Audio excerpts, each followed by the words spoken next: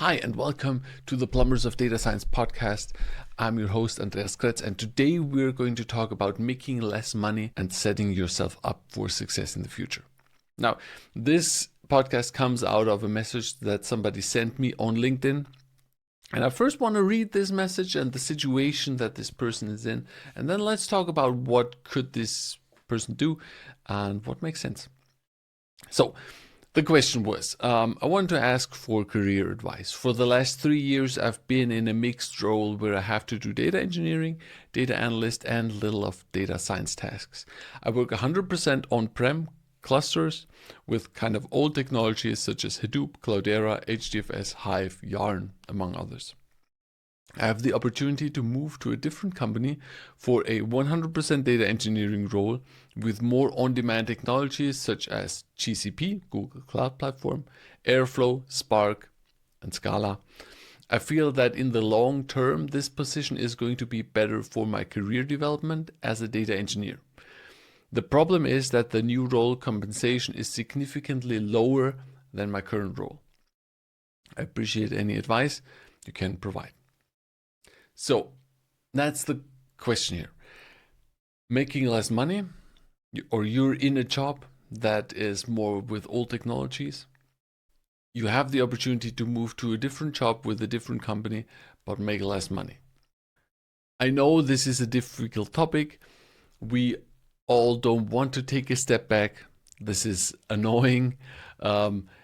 People on social media always tell us that it always goes up. They brag with how many $100,000, $300,000, $400,000, $500,000 they made as a data engineer, which not everybody does, right? And it doesn't always go up. So we usually don't want to do this, but let's analyze this. So the tools that this person is working with right now, he's working with Hadoop, with Cloudera, HDFS, Hive. It's, I would say, old school. In my old job, I've done this for many years, but we need to look at where's the industry heading. The industry is moving towards the cloud, is moving towards newer technologies. So just staying there really doesn't make sense for somebody, right? At some point, this will be over. Hadoop will be replaced, and then what? So there's a need. It's really good that this person saw the need. Then the opportunity to go into a 100% data engineer role, this also makes a lot of sense, right? You want to be a specialist, not I'm doing everything but nothing really well. So this is also a good thing. I'm going to be 100% working on data engineering on the cloud with, I would say, with real interesting and high demand tools. Okay, so staying there in the long term doesn't make sense. Now, could this person just keep looking? Maybe keep looking for some time. It's also an opportunity or an option to do. But I don't know if he already waited for some time and looked around. Now, it also depends on how much do you like this company, this new company. Most likely you have talked with the people, you know what they're doing, you know the company from an outside perspective, and you know the reputation.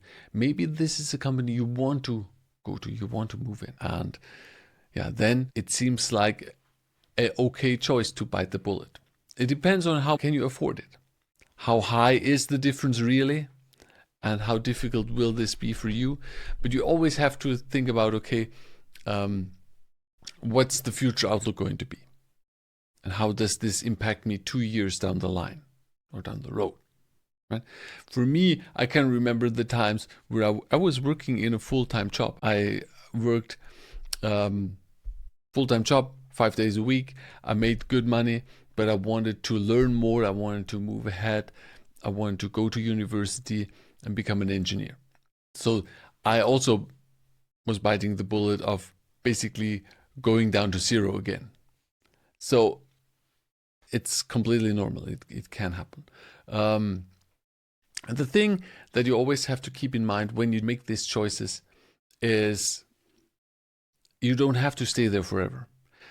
Back in the days with my old company, I remember people were saying, okay, if you stay in a job for 1 to 1.5 years or 2 years and then make a change, nobody is going to blink an eye and ask questions why you're changing jobs.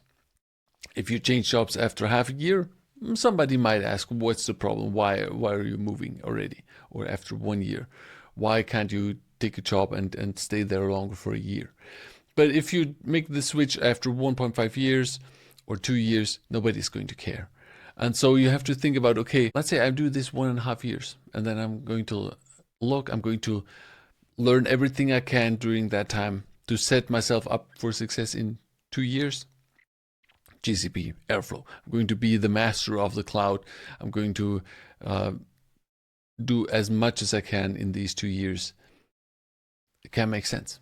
It sounds like a good choice. Now, again, you need to keep in mind, what are the companies like? What type of things are you going to do? Can you actually afford getting paid a bit less or a lot less? They didn't say any numbers. That's the thing. Now, of course, if you make absolutely zero, might be difficult, especially if you're older and you have a family. But as a 20-year-old, who cares? Who cares? All right, so keep this in mind. Put in the comments, have you made a decision like this? Do you think it's wise to get paid less to set yourself up for success in 2 years? Put it in the comments on YouTube what you think. I think it might make sense. Without knowing the exact numbers and the situation of the person, it's always difficult to make a decision like this or give advice. What I said to him is like, okay, this sounds like a good opportunity to move into a new role where technologies are there that you're going to use in the future. And remember, you don't have to stay there for long.